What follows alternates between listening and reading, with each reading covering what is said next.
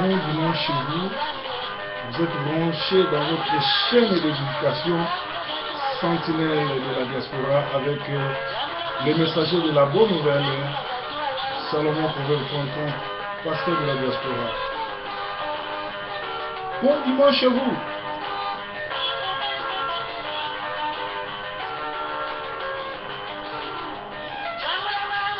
Ce matin, nous allons partager sur le principe d'amour.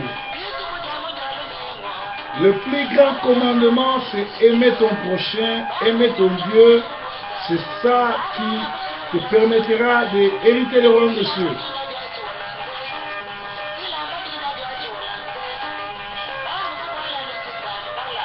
L'amour du prochain, c'est le plus grand commandement que le Seigneur nous a légué. Comment peux-tu aimer Dieu que tu ne vois pas et pourtant tu es en train de négliger celui qui est de tes côtés? Même si tu vas à l'église, tu dors là-bas, tu donnes tout ce que tu as à l'église, mais si tu n'aimes pas ton prochain, tu n'hériteras pas le royaume des cieux. La bonne nouvelle, c'est connaître la voix, les voix et la parole de Dieu.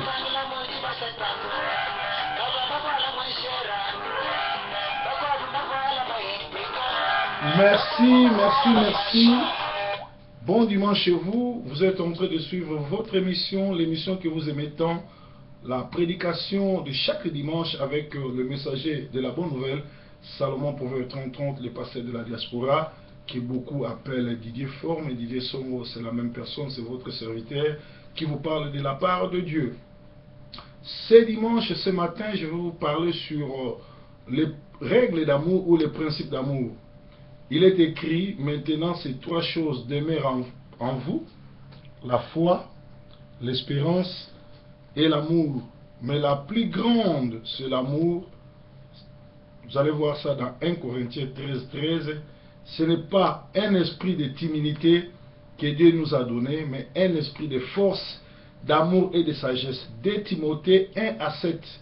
C'est un enseignement, vous allez voir ça dans votre Bible à la maison. Vous allez revoir ce que je suis en train de dire comme les disciples de Bérée. Et quand le pasteur enseignait, il ne se limitait pas seulement à écouter, mais il vérifiait les Écritures. Nous sommes vers le temps de la fin. Nous sommes vers le temps où les signes, tous les signes qui annoncent la fin du monde est proche. Ça se voit, nous voyons des guerres, nous voyons des tremblements, des gouvernements qui n'arrivent pas à satisfaire ses citoyens. Il y a les tremblements de terre, il y a les faim, les guerres, les immigrations en cascade, tout ce que nous avons, les calamités, tout ce que la Bible a prédit, nous les vivons, c'est notre époque, c'est l'époque où nous allons vivre tout ce qui est écrit dans la parole de Dieu, c'est-à-dire l'époque où la parole de Dieu va vers sa réalisation, où les prophéties se réalisent. Donc, nous devons savoir l'amour est la plus grande force en leadership. L'amour est la plus grande force en leadership dans l'évangile, dans la vie chrétienne, dans la vie courante. Dans la vie courante, si tu n'as pas l'amour, tu ne peux pas prétendre avoir connu Dieu ou aimer Dieu. C'est-à-dire, on saura que tu aimes Dieu, on saura que tu aimes ton mari ou ta femme quand tu te comportes en un amoureux, c'est-à-dire quelqu'un qui aime l'autrui. Avant sa chute à Waterloo, Napoléon Bonaparte disait: Alexandre le Grand, César Auguste, Charlemagne et moi avons fondé nos grands empires en nous appuyant sur la force, c'est-à-dire sur l'épée et les canons. Tous ces empires ne sont restés que des ruines historiques. C'est le Jésus-Christ, le leader que tout le monde suit, le leader charismatique, le seul Jésus-Christ sans armes à la main a fondé son empire en basant sur l'amour.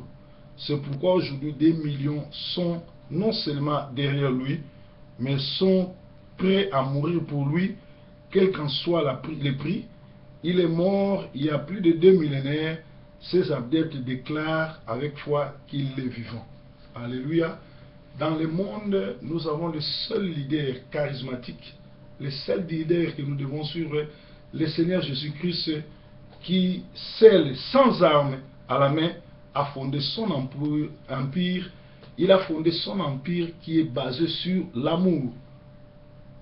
Les gens comme les César Auguste, les gens comme les Napoléon Bonaparte, les gens comme les Alexandre le Grand, Hitler, Kadhafi, Mobutu, tous les leaders que vous connaissez, ils ont fondé leur empire sur la force, sur les canons, sur l'épée, sur les armes, mais tous ces empires ne sont restés que des ruines historiques. Mais l'empire de Jésus était basé sur l'amour du prochain. Jésus-Christ a passé 3 ans de ministère, il a fait 33 ans sur la terre, mais son ministère était seulement de 3 ans. Il partait visiter les malades qu'il n'a jamais connus, ce n'était pas ses cousins, ce n'était pas ses frères. Il passait de ville en ville pour guérir, pour donner des mots de consolation, pour bénir, pour annoncer la bonne nouvelle. Jésus n'a pas exploité ses fidèles, Jésus n'a pas volé ses fidèles, Jésus n'a pas détruit le mariage, Jésus n'a pas basé ses enseignements sur la ruine, sur les motifs impurs, sur l'escroquerie, sur le vol, sur quoi que ce soit. Jésus n'a pas pris la forme d'autrui, Jésus n'a pas fait du mal à ses disciples. Tous ceux qui suivaient Jésus étaient contents, ils étaient d'accord, et la foule les suivait, tout simplement parce que dans le ministère de Jésus, des fois il distribuait la bouffe, des fois il guérissait, des fois il rendait les prophéties, c'est-à-dire il prophétisait sur les gens, et toute la ville accourait derrière lui quand il était annoncé quelque part. Toi, quand tu fais les affiches, quand tu fais tes affiches, quand tu vas prêcher, quelle est l'intention qui est derrière toi? Celui de manipuler, de voler, de tripoter ou de sauver les gens. Nous qui sommes prédicateurs de la bonne nouvelle, nous devons baser notre enseignement, notre message sur le royaume de Dieu et sur l'amour du prochain. Les chrétiens sur la terre, nous n'avons qu'un seul grand rendez-vous, c'est chercher d'abord le royaume de Dieu, le reste nous sera donné. Voilà pourquoi ici en Angleterre, j'aime quand tu vas dans les shops, tu vas acheter des trucs, on écrit buy one, get one free. Acheter un pour avoir un autre sans payer, c'est-à-dire tu prends ça gratuit. Mais pour que tu entres dans acheter un pour avoir un gratuit, il faut commencer par acheter. Commencer par acheter, c'est ça, accepter Jésus-Christ comme Seigneur Sauveur. Quand tu acceptes Jésus-Christ comme Seigneur Sauveur, bien que nous sommes au temps de la fin, le temps où les gens ont les démangeaisons, les gens veulent aller dans les églises, les gens veulent écouter la parole de Dieu, mais il s'agisse des docteurs qui vont leur prêcher ce qu'ils aiment.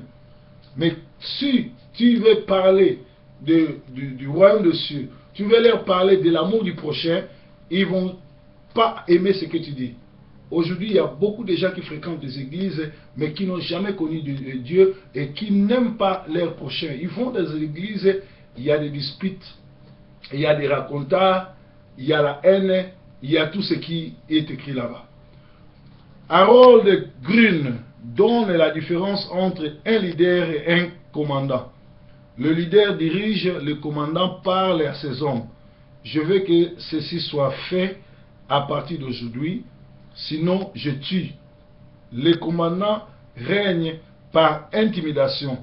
Le leader oriente par amour, que ce soit au sein ou en dehors de l'église.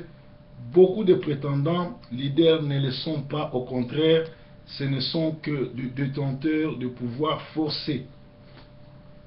Donc, Harold Grün dit il y a une différence entre un leader et un commandant. Bien-aimé, quand tu vas dans ton église, ton pasteur, ton leader, c'est un commandant ou c'est un terroriste. C'est-à-dire celui qui vient vous terroriser. Vous quittez dans la maison, vous quittez chez vous en paix, avec joie. Dès que vous arrivez à l'église, dès que le pasteur se met à prêcher, il commence à vous intimider, il commence à vous terroriser, à la fin pour vous rafler de l'argent. Si vous fréquentez une église où le pasteur, avant de prêcher, vous dit qu'il ne va pas prêcher parce que vous n'avez pas payé vos dîmes, parce que vous n'avez pas payé l'électricité, parce que vous n'avez pas payé la gaz, parce que vous n'avez pas contribué ceci. C'est un manipulateur, il faut quitter cette église, parce que ce n'est pas un leader, mais c'est un commandant qui vient vous intimider, qui vient vous donner des ordres. C'est quelqu'un qui n'a pas l'amour, il ne vous introduira pas au royaume des cieux. Il est là que pour vous soutirer de l'argent. Les trois aspects d'amour. D'après ce passage, nous constatons qu'il y a trois aspects d'amour. Jésus dit, tu aimeras l'Éternel ton Dieu avec tout ton cœur, avec toute ton âme, avec tout ton esprit. C'est le premier des commandements. Et le deuxième, qui est semblable, tu aimeras ton prochain comme tu t'aimes toi-même. Matthieu 22, 36 à 39. Le plus grand commandement, quand les disciples ont demandé à Jésus, quel est le plus grand commandement? Jésus les a dit, le plus grand commandement, c'est d'abord, tu aimeras Dieu de tout ton cœur, de toute ton âme, de tout ton esprit. C'est le premier commandement. Et le deuxième est celui qui est semblable, tu aimeras ton prochain comme tu t'aimes toi-même. Aimer Dieu de tout ton cœur, de toute ton âme, de tout ton esprit, de toute ta force, ça veut dire que là où il y a ton argent, il faudrait que Dieu y prenne part. Je ne vais pas m'attarder sur l'argent parce qu'actuellement, vous avez été malmenés, vous avez été manipulés. Beaucoup de fidèles n'aiment pas entendre le pasteur parler de l'argent. Je veux dire que si tu as 10 000 pounds, si tu as 1000 dollars, si tu as 5 000 francs CFA, 15 000 francs CFA, il faut que dans cet argent, qu'il y ait la part de Dieu. Il faut qu'il y ait la part des orphelins. Il faut qu'il y ait la part de veuves. Mais aujourd'hui, nous sommes des égoïstes. Nous avons cet argent. Il n'y a que nos parts. Il y a la part de nos cousins, la part de nos tantes, la part de nos enfants. Mais nous ne nous occupons pas des veuves, des opprimés, des orphelins. Et c'est rare aujourd'hui de voir quelqu'un amener une chaise, amener un instrument à l'église. Tout simplement parce qu'il y a des gens qui croient que quand ils donnent l'argent à l'église, ils donnent au pasteur. C'est vrai parce que vous avez donné au pasteur fait par des hommes. Vous n'avez pas donné au pasteur envoyé par Dieu. Un pasteur envoyé par Dieu, quand il prend l'argent de Dieu, il les remet dans l'œuvre de Dieu. Alors, vous avez compris, l'Esprit va vous guider là-bas. Il dit, le deuxième commandement, tu aimeras ton prochain comme tu t'aimes toi-même. C'est très très grave. Aimer ton prochain comme tu t'aimes toi-même. Est-ce qu'aujourd'hui, nous qui fréquentons les églises, nous qui, disons que nous sommes des chrétiens, nous qui avons la Bible, est-ce que nous aimons nos voisins comme nous-mêmes? Si tu aimes ton voisin, si tu aimes ton prochain comme toi-même, c'est-à-dire tu ne diras pas du mal de lui, parce que tu n'aimeras pas qu'on parle du mal de toi, tu n'iras pas raconter des conneries, tu n'auras pas raconter des bobards, tu n'auras pas raconter des salades sur lui, tu ne vas pas les calomnier, tu ne vas pas prendre sa femme, tu ne vas pas insulter ses enfants ou sa femme ou son mari, tu ne vas pas parler de mal de lui, tu ne vas pas l'humilier et surtout, tu ne vas pas les haïr. Mais qu'est-ce que nous ne remarquons pas dans le milieu chrétien? Aujourd'hui, les pasteurs se choisissent. Pour que tu sois dans la ceinture du pasteur, ou si tu n'es pas de son patois, tu n'es pas de sa région, si tu ne donnes pas l'argent, si tu n'es pas son fanatique, le pasteur ne va même pas te regarder. Il y a d'autres même, il ne peut pas venir prier chez toi parce que tu ne lui donnes pas la dîme, parce que tu n'es pas dans tout ce qu'il est en train de faire. Tu es éloigné, tu boudes et tout et tout et tout. C'est-à-dire, tu n'aimes pas ton prochain. Comment fais-tu, comment prétends-tu aimer Dieu que tu ne vois pas? Il y a des gens aujourd'hui qui aiment Dieu plus que Dieu qui ne voit pas. Ils l'aiment beaucoup plus que les voisins, beaucoup plus que le pasteur. Moi, je connais même qu'il y a des fidèles qui n'aiment pas leur pasteur. Il dit, je vais là-bas parce que je me suis habitué, parce que ça fait 10 ans, on est avec eux, parce que je n'ai pas de choix, je ne vais pas changer. Et mes enfants ont grandi avec leurs amis ici. Nous nous connaissons, je préfère rester ici, mais j'aime pas les pasteurs. Si tu n'aimes pas les pasteurs, si tu n'acceptes pas le leadership de ton pasteur, tu ne seras pas béni. Ici, je veux que vous m'attendiez très bien. C'est-à-dire, je ne veux pas te forcer à aimer un pasteur sorcier. Je ne veux pas te forcer à aimer un pasteur menteur. Je dis, si tu n'aimes pas ton pasteur, cela veut dire que l'Esprit de Dieu qui est en toi te repousse vers lui, contre lui, parce qu'il est menteur, parce qu'il n'est pas dans les bons. Alors la meilleure des choses, c'est quoi? C'est prier Dieu pour qu'il te montre la voie à suivre. Pour que tu quittes dans cette église-là, tu ailles ailleurs. Parce que si dans l'église B, tu t'entends pas avec le pasteur, certainement à l'église C, il y aura une place où tu seras la bienvenue. Donc je me suis fait comprendre. Donc il faut aimer ton pasteur, il faut aimer ton diacre, ton dirigeant. Mais si tu sens que ça ne passe pas, si tu sens que le pasteur, son message n'est pas pour te faire entrer dans le royaume des cieux, qu'est-ce que tu fais? Tu quittes dans cette église, tu vas voir ailleurs. Et bien sûr, tu le fais dans la paix. Aimer ton Dieu.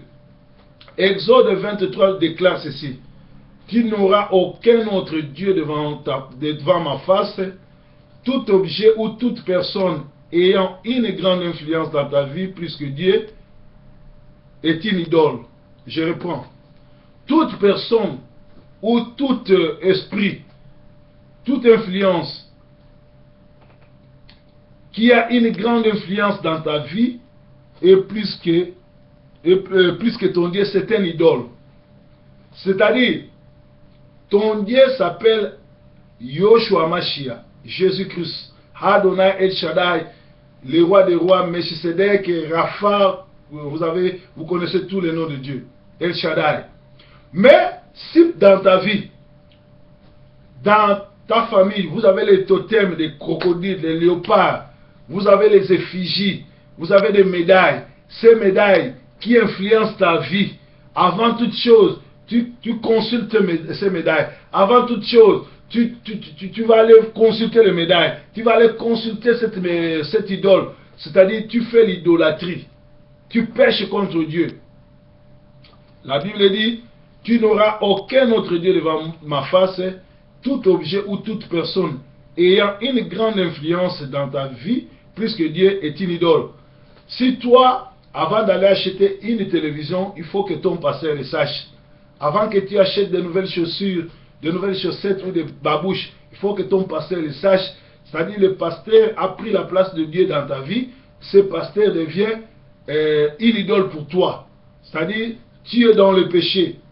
La première des choses, il faut t'intéresser à faire la rencontre personnelle avec Dieu. Causer beaucoup avec Dieu. La prière, c'est quoi? La prière, c'est les causeries dans les lits. Quelqu'un qui connaît Dieu, d'un saint avec Dieu. Quand tu pries, il y a une partie où toi tu vas parler et tu vas laisser aussi l'esprit parler.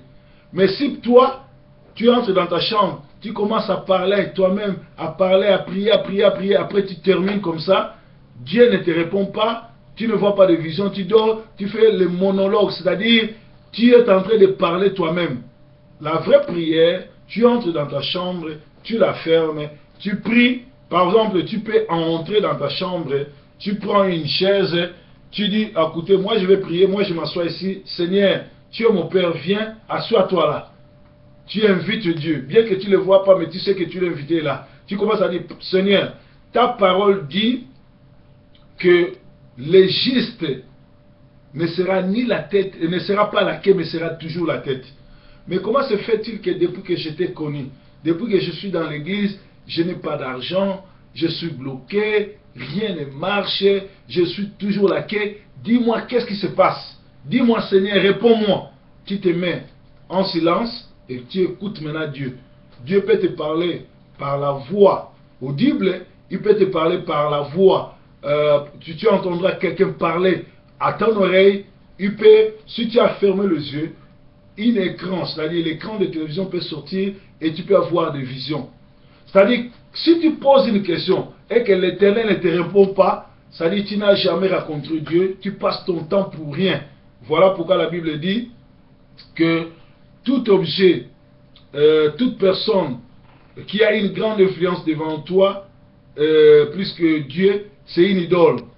Une idole peut être une habitude, une personne, une chose, juste comme une image taillée De nos jours, l'argent, les habits, les plaisirs, l'honneur, le leadership, les leaders politiques, les philosophes et les chefs religieux sont devenus des idoles pour le peuple de la terre. Il y a des hommes ou des femmes qui dirigent les autres en politique ou dans les sectes religieuses dont les noms ne peuvent pas être cités en public, même s'ils causent du tort parfois très meurtrier aux autres. Jésus dit, celui qui aimera son père ou sa mère plus que moi n'est pas digne de moi, de mon disciple. Celui qui aimera son père ou sa mère plus que moi n'est pas digne de mon disciple. Ça c'est dans Matthieu 12, 37. C'est-à-dire, si tu aimes ton pasteur plus que ton Dieu, si tu aimes ton leader plus que ton Dieu, si tu aimes ton encadré plus que ton Dieu, tu n'es pas digne d'être disciple de Dieu. Il faut aimer Dieu en première partie. Nous ne voyons pas Dieu. Dieu est esprit. Quand nous l'invoquons, il descend et il agit. C'est-à-dire, les chrétiens, nous avons dit au commencement ici, nous disons que maintenant ces trois choses demeurent en vous, la foi, l'espérance et l'amour. Mais la plus grande, c'est l'amour. 1 Corinthiens 13, 13. C'est-à-dire, un chrétien doit avoir la foi, l'amour. Quand tu n'as pas la foi, quand tu n'as pas l'amour, tu n'es pas un chrétien. La foi n'est autre que appeler les choses qui n'existent pas à l'existence. C'est-à-dire, tu viens de te marier, tu n'as pas encore mis au monde, mais tu vas acheter la poussette, tu achètes les habits. Si tu veux avoir un garçon, tu commences déjà à acheter, tu fais la layette d'un garçon. Et tu attends maintenant le moment venu. C'est ça la voie. Appeler les choses qui n'existent pas à l'existence. S'aimer soi-même. Dans son fameux livre, Seed of Greatness, Dennis Whiteley disait, le premier secret dans un succès total est que nous devons prouver un amour profond de nous-mêmes avant de donner aux autres. La plus grande chose, il faut que toi-même tu aies l'amour. Il faut que toi-même tu acceptes, tu t'aimes avant d'aller aimer les autres. Si toi-même tu ne crois pas à la parole de Dieu, si toi-même tu ne crois pas au miracle, si toi-même tu ne crois pas à la résurrection, pourquoi aller en parler aux autres? Alléluia. Il est écrit, chacun ne donne que ce qu'il a. Tu ne donneras que ce que tu as. Si tu es très négative, tu donneras la négativité à ton entourage. Donc, chacun ne donne que ce qu'il a. La plus belle femme du monde ne peut donner que tout ce qu'elle a. À part ça, elle n'a plus rien d'autre à donner. Si vous ne vous aimez pas, comment aimeriez-vous votre prochain? Loin d'être fatalement le racisme, l'amour de soi-même n'est pas l'habitude de se considérer plus que les autres, mais c'est le fait d'estimer un être créé à l'image de Dieu et ayant une mission spécifique, accomplir sur cette terre des hommes comme leader. La Bible n'a-t-elle pas dit que nul ne peut haïr son propre corps? Ephésiens 5, 29. Celui qui détruit le temple de Dieu, qui est votre corps, Dieu le détruira. Nous sommes dans 1 Corinthiens 3, 17. Les temples, aujourd'hui, Dieu n'habite plus les bâtiments, Dieu habite dans le corps. Le temple de l'homme est venu, le corps de l'homme est venu le temple de Dieu. Si toi-même, tu haïs ton corps, tu te mets à boire, tu te mets à prendre l'alcool, tu te mets dans la prostitution, tu te mets dans les mensonges, dans les crimes, tu es en train de tuer le temple de Dieu. Et la Bible dit, dans 1 Corinthiens 3, 7, il dit, la Bible dit, celui qui détruit le temple de Dieu, qui est son corps, c'est-à-dire le temple de Dieu qui est son corps, Dieu va le détruire. C'est-à-dire, la Bible dit, Jésus dit, tout ce que vous mangez, tout ce que vous mangez va à la toilette. Mais tout ce qui vous faites dans votre corps, c'est ça qui déshonore Dieu. Le péché, vous connaissez tous les péchés qui déshonorent Dieu. Quand tu te mets dans la prostitution, quand tu te mets dans ce qu'on appelle les lesbiennes, les gays, tout et tout, l'homosexualité, tu es en train de pécher contre le corps, contre les temples de Dieu, et Dieu ne pardonne pas cela. C'est pourquoi vous devez bien manger, bien dormir et faire les exercices pour mieux conserver votre corps. Vous devez étudier pour le développement de votre intellect. Vous ne pouvez pas vous faire du mal, par exemple, commettre les péchés ou vous suicider non plus. De tels actes déshonorants, c'est lui qui vous a racheté à un grand prix et qui vous a établi à la tête d'une communauté comme chrétienne ou comme croyant. Aimez votre prochain. Souvent, nous voulons aimer notre prochain, mais nous ne savons pas comment s'y prendre. Ted Ekstrom, le président de World Vision International, donne 10 règles pratiques en cette matière dans son livre The Fine Art of Friendship. Ces principes nous aident à exprimer l'amour envers le prochain. Nous devons développer de l'amitié dans laquelle nous n'espérons rien en retour.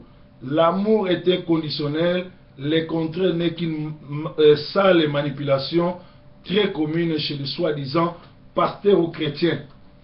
Nous devons développer de l'amitié dans laquelle nous n'espérons rien en retour. Espérer l'amitié dans laquelle tu n'espères rien en retour, ça veut dire quand tu donnes à une veuve, quand tu donnes à un orphelin, tu n'espères pas qu'un jour ce monsieur ou cette dame vienne te rembourser. C'est ça le vrai amour. Mais l'amour doit être inconditionnel. Le contraire n'est qu'une sale manipulation très commune chez les soi-disant chrétiens. Aujourd'hui, nous qui sommes en Europe, on attend toujours que ce garçon-là, moi je l'ai reçu chez moi, je l'ai aidé, je l'ai amené aller demander l'asile, il a eu ses papiers, il ne m'a pas remercié. Bien aimé, quand tu fais du bien à quelqu'un, ne t'attends pas que ce monsieur puisse venir te dire merci ou qu'il te reconnaisse. En tout cas, cherche à ce que le Dieu des ciels puisse se souvenir de ce que tu as fait. Et très souvent, quand tu as fait du mal et que ce dernier ne te reconnaît pas, n'est pas reconnaissant avec toi, quand tu parles, quand tu te boudes, tu es en train de pécher. Nous devons efforcer consciemment à cultiver en nous un intérêt authentique pour les autres. Notre tendance naturelle étant égocentrique, nous devons nous dépasser en faisant un effort conscient pour aimer les autres. L'homme est égocentrique, c'est-à-dire l'homme est un égoïste, comme les Anglais disent selfish. C'est-à-dire, il s'aime lui-même. Mais nous devons surpasser cela pour donner un peu de l'espace aux autres, les montrer aussi d'amour. Donc, je parle aux grandes personnes, l'Esprit de Dieu va vous éclairer. Engagez-vous à écouter. Écoutez-vous réellement le peuple. Essayez de comprendre ce qu'ils disent, ou écoutez-vous pour donner une réponse. Laissant quelqu'un parler pendant que vous planifiez à dire, celui qui aime écoute avec compréhension. La Bible dit, Dieu va nous juger par rapport à comment nous écoutons. Quand tu vas dans l'église, quand tu fréquentes une église, comment écoutes-tu les prédications? Comment tu l'écoutes? Parce qu'il y a des gens qui vont dans les églises, après avoir assisté au culte, tu lui demandes, qu'est-ce qui s'est passé aujourd'hui à l'église? On vous a prêché quoi? Il dit, j'ai oublié. Il a été à l'église. D'ailleurs, un culte ne peut pas aller au-delà de 3 heures. Mais nous avons des cultes qui vont de 4 à 5 heures. On vous fait passer des temps inutiles. D'ailleurs, vous allez voir que dans ces cultes-là, la plus grande partie de culte, c'est la parole. Mais vous allez voir que la parole, le pasteur va prêcher que 10 minutes sur la vraie parole de Dieu. mais ils passent 2 heures du temps à raconter des futilités, à raconter de l'argent, à faire tomber les gens, à parler sur le miracle et tout et tout. Or, vous venez pour écouter la parole qui va vous sauver. Si tu fréquentes une église où ça fait 1 mois que le pasteur vient vous raconter des conneries, des salades, de vous faire tomber, mais il n'y a pas la vraie enseignement, bien aimé, cet homme-là est en train de vous préparer pour aller à l'enfer. Quittez cette église. Parce que nous avons été sauvés à cause de sa parole. La Bible dit, il a envoyé sa parole et la parole les sauva. Mais si le monsieur qui se dit pasteur se pointe chaque jour, chaque dimanche à l'église, il n'a pas la parole, ni des révélations, ni l'enseignement sur le royaume de Dieu, sur la repentance, sur l'abandon du péché, sur le témoignage édifiant, c'est-à-dire il veut vous faire perdre votre temps et vous envoyer à l'enfer. Qu'est-ce que vous devez faire? Go away, quittez l'église, allez chercher ailleurs. Écoutez attentivement, écrivez les messages, écrivez les versets. Après chaque église, quand vous rentrez à la maison, ouvrez vos Bibles comme les disciples de Béret, revoyez les évangiles, et revoyez le message, revoyez les versets, vérifiez si ce que l'homme de Dieu vous a donné est réel. Parce qu'aujourd'hui, nous avons des pasteurs qui arrivent, ils racontent des trucs qui ne se trouvent même pas à l'église, mais dans la Bible. Or, notre foi, nous, est basée sur ce qui est écrit dans la Bible. Donc, nous devons écouter attentivement et comprendre ce que l'homme de Dieu veut nous dire ou bien nous communiquer, ce que Dieu a mis à cet homme. Soyez là pour aider, que vous sachiez ce qu'il faut faire ou pas. Aimer son prochain implique la présence visible de leaders. Comme Jésus disait, je ne vous abandonnerai point, soyez disponibles. Vous avez compris. En tout temps, considérez les autres comme vos égaux. Si Dieu vous a mis en position de force, de leader, d'avoir beaucoup d'argent, cela ne veut pas dire qu'il vous a fait meilleur par rapport aux autres. Que le leader, les chrétiens, s'inspire de la parole de Paul qui stipule que j'ai dit à chacun de vous de n'avoir pas une haute opinion de lui-même. Romains 12, 3. Tu ne peux avoir une haute opinion de toi-même qu'en glorifiant Dieu, qu'en glorifiant ce que le Seigneur a fait dans ta vie. Mais quand tu te fais passer comme l'homme providentiel, comme le plus grand des plus grands, tu es en train de pécher. Donc, Jésus dit à chacun de vous de n'avoir pas une haute opinion de lui-même. Il ne faut pas dire que dans cette église-là, si moi je ne donne pas l'argent, il n'y aura rien. Dans cette église ici, c'est moi qui s'habille très bien. C'est moi qui donne beaucoup d'argent. C'est moi qui prie beaucoup plus que les autres. C'est moi qui prophétise beaucoup. Ça, c'est l'esprit des pharisiens, l'esprit des sadducéens, c'est l'esprit de Jézabel, même dans la chair humaine. Si tu vois un homme qui se prétend connaître la parole que les autres, connaître ou prophétiser plus que les autres, ne connaît rien, parce que la parole dit nous connaissons en partie et l'esprit vient nous ajouter ce que nous connaissons. Donc moi je peux apprendre même chez un enfant de 5 ans. Un enfant de 5 ans peut m'enseigner. Je sais ça. Dieu peut me parler même à travers quelqu'un qui ne connaît pas lire. Donc je ne peux pas sous-estimer tout le monde. Je vais écouter parce que Dieu parle tantôt d'une manière, tantôt d'une autre. Que le Seigneur vous bénisse. Soyez généreux et courtois avec des paroles d'encouragement envers les prochains. Ayez des mots qui motivent le self-esteem des autres. Les mots de critique et de découragement, au contraire, détruisent l'enthousiasme et l'amour envers les autres. Vous avez compris ce que j'avais dit. Servez vos amis au nombre one, leur intérêt avant le vôtre. Ceci démontre la différence nette entre les chrétiens qui aiment et les détenteurs de pouvoir qui manipulent les autres en se servant les premiers ou qui gagnent par intimidation. Ça, vous les voyez dans les églises africaines. Vous allez voir.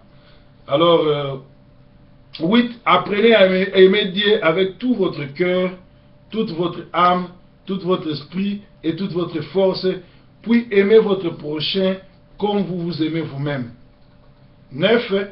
Exploitez les qualités et les vertus des autres et non pas leurs péchés ou leurs faiblesses. C'est-à-dire, personne n'est parfait. Si tu vis avec Proverbe 33, tu verras mes faiblesses, tu verras mes erreurs. La Bible dit, un enfant de Dieu, un saint ne demeure pas dans le péché. Il dit que vous allez tomber 7 fois, vous allez vous relever 7 fois. Mais si quelqu'un reste tombé, c'est-à-dire il est dans le péché, il a fait naufrage de la foi, il ne faut pas se moquer de lui, mais il faut commencer à prier. Même Jacques dit, priez les uns pour les autres, intercéder les uns pour les autres. Mais aujourd'hui, tu ne peux pas aller voir ton frère chrétien, ta sœur chrétienne, et lui dire que tu passes un état de faiblesse, tu as besoin de prier. C'est cette sœur-là même qui va aller raconter à tout le monde que cet homme-là est embrouillé par le Satan. Dieu l'a quitté, il ne faut même pas aller chercher à ce qu'il puisse prier pour vous, parce qu'il m'a dit qu'il est faible. Alléluia. Alléluia. Et puis la Bible dit, apprenez à aimer Dieu avec tout votre cœur, toute votre âme, tout votre esprit. Je vous ai dit ça. Exploitez les qualités, je vous ai dit ça. Les leaders chrétiens expriment l'amour authentique envers les autres et leur leadership produit des fruits qui demeurent. C'est pourquoi les multitudes les suivent. Alléluia. Un leader doit porter les fruits qui demeurent. Quand tu dis que tu crains Dieu, quand tu dis que tu as tout abandonné pour suivre Dieu, nous allons les constater par rapport aux fruits qui doit demeurer. Sans contrainte, dans Galates 5, 22 à 23, nous dit, montre les qualités qu'on rencontre dans la vie du leader chrétien qui exprime l'amour, la joie, c'est la mesure de l'amour, la paix, c'est l'approbation de l'amour, la patience, c'est l'endurance de l'amour, la bonté, c'est le service de l'amour, la bénignité, c'est le comportement de l'amour, la fidélité, c'est la mesure de l'amour, l'humilité, c'est l'amour de l'amour, la tempérance, c'est la maîtrise de l'amour. Alléluia. Dans 5 minutes, nous allons terminer et nous allons voir les rôles de l'amour dans la nouvelle société. En famille, la Bible dit, l'homme quittera son père et sa mère et s'attachera à sa femme et ils deviendront une seule chair. Quel amour! Ça c'est Genèse 2, 24. Nous avons des hommes et des femmes mariés qui ne sont pas une seule chair. Ça même, ici là je peux même faire tout un séminaire. Devenir une seule chair et une seule chair, c'est-à-dire on devient un. Mais si vous dites que vous êtes un, comment toi tu envoies de l'argent chez ton père, mais chez ton l'autre moitié de toi, ton mari ou ta femme, tu n'envoies rien. Vous êtes devenu une seule personne. Comment toi tu vas aller acheter une maison en Afrique que ton mari ne sait pas ou ta femme ne sait pas? Il y a des couples qui vivent séparés. Ils sont divorcés, mais ils vivent comme les deux chats. Il y a quelqu'un qui m'avait dit, le mariage, il faut faire attention, c'est la seule guerre où on dort dans un même lit avec son ennemi. Depuis quand le mariage peut être défini comme ça? C'est parce que nous avons des gens qui sont vraiment animés par l'esprit du diable et qui veulent manipuler les autres. C'est-à-dire que l'homme quittera son père et sa mère, et s'attachera à sa femme, ils deviendront une seule chair. Quel amour! C'est-à-dire, si moi je suis marié, s'il faut que j'envoie de l'argent à ma femme, à ma mère, donc comme moi et ma femme nous sommes devenus une seule chair, c'est-à-dire la mère de ma femme aussi c'est ma mère. Donc je ne peux pas penser seulement à ma mère, il faut que je pense aussi à la mère de ma femme. Est-ce que tu le fais? Si tu ne le fais pas, c'est-à-dire, tu te retrouves ici, tu n'es pas une seule chair avec ton conjoint, mais vous faites deux pays voisins qui est en guerre. Mais aimez vos femmes, Marie, aimez vos femmes comme Christ a aimé l'Église. Et femmes, soyez soumises à vos maris en toutes choses. C'est ça un mystère d'amour. Ephésiens 5, 22 à 23. La Bible dit, Marie, aimez vos femmes comme Christ a aimé l'Église. C'est-à-dire, l'amour supporte tout. L'amour ne critique pas. L'amour ne soupçonne pas. L'amour croit tout. Mais comment, toi tu es l'homme, quand tu aimes ta femme, tu commences à étaler ses défauts. Et la Bible dit, femmes, soyez soumises à vos maris à toutes choses. Aujourd'hui, c'est très difficile de rencontrer des femmes soumises. Je m'arrête là, je ne veux pas analyser, sinon les maris vont se fâcher maintenant. Je ne suis pas venu ici pour que les gens puissent se chamailler, mais je suis venu donner la connaissance pour que vous puissiez retourner dans la foi de Dieu. Alléluia. Alléluia. En politique, comme il est beau et agréable aux frères de demeurer ensemble. Psaume 133, 1. En entreprise, la multitude de ceux qui avaient cru n'était qu'un cœur, qu'une âme. Nul ne disait que ses biens lui appartenaient. En propre, mais tous étaient en commun accord entre eux, car il y avait parmi eux ni aucun indigent, et l'on faisait des distributions à chacun selon ce qu'il en avait besoin. Actes des apôtres 4, 32 à 35. Quand les apôtres amenaient les gens dans l'église, ils amenaient les gens qui étaient sauvés, et l'argent de l'église, le bien de l'église n'appartenait pas à un apôtre, n'appartenait pas à un archibishop, n'appartenait pas à un diacre, n'appartenait pas à un clergé. Mais d'où vient cette habitude que l'église appartient au pasteur Songolo, que les instruments appartiennent au pasteur Ndunda, que la voiture de l'église appartient à cela? Et aujourd'hui même nous voyons, après les cultes, ce sont les femmes de pasteurs qui s'accaparent de l'offrande, qui commencent même à dépenser devant tout le monde, au vu au-dessus de tout le monde. Ici la Bible dit, dans le temps des apôtres, la multitude de ceux qui avaient cru n'était qu'un cœur, qu'une âme, nul ne disait que ses biens lui appartenaient. Et en propre, mais tous étaient en commun entre eux, car il n'y avait parmi eux aucun indigent. Donc, là où les pasteurs sont en commun, là où les gens vivent dans l'amour, il n'y a pas d'indigents. Mais là où il y a l'égoïsme, là où il y a la manipulation, voilà pourquoi il y a des gens qui partent à l'église, qui ne sont pas bénis, qui partent à l'église, ils ne sont pas unis, qui partent à l'église, ils restent pauvres et ne donnent pas leur vie dans le Seigneur. Dans l'église, la Bible dit, aimez-vous les uns les autres, afin que le monde sache que vous êtes mes disciples. Jean 8, 31. Même dans l'église, si nous qui disions que nous sommes des pasteurs, avions de l'amour, nous devions être soudés.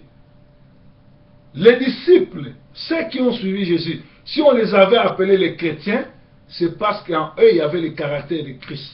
Il y avait l'unité, il y avait l'amour, il n'y avait pas les manipulations, il n'y avait pas du vol, et personne n'avait pris le truc de Dieu, l'argent de Dieu, pour dire que ça lui appartient.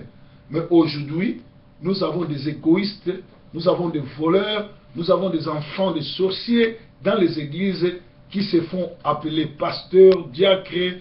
Ils ont changé de nom, ils sont maintenant, le mot pasteur c'est petit, évangéliste c'est petit, ils sont tout ce que vous connaissez, bishop général, tout ce que vous connaissez comme nom. Bien aimé, la Bible dit, à quoi ça sert à un homme de gagner le monde s'il perdait son âme? Des gens comme Mobutu, Kadhafi, Bokassa, ils avaient tout gagné. Bongo, ils avaient l'argent, ils ont tout gagné, mais ils ont tout laissé. Nous ne savons même pas si ils ont pu sauver leur âme. Je ne crois pas qu'ils ont sauvé leur âme. Bien aimé, tu peux devenir grand comme vous le voulez. Les principes de réussir les codes de devenir dans la cour des grands.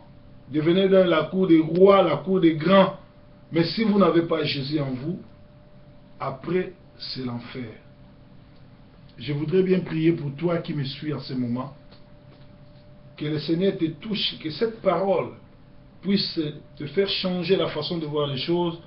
Que tu demandes pardon au Seigneur et que tu laisses tout ce qui est aventure et que le Seigneur Jésus entre dans ton cœur comme Seigneur et Sauveur afin que tu sois épargné dans toutes ces bêtises. Que le Seigneur vous bénisse. Je vous aime tant. Proverbe 30 à Manchester. Si vous n'avez pas où prier, nous sommes à Manchester, à Clayton. Nous sommes sur number 1 Seymour Road. Si vous êtes en bus, prenez le bus 216 ou le bus 231 qui va vers Ashton.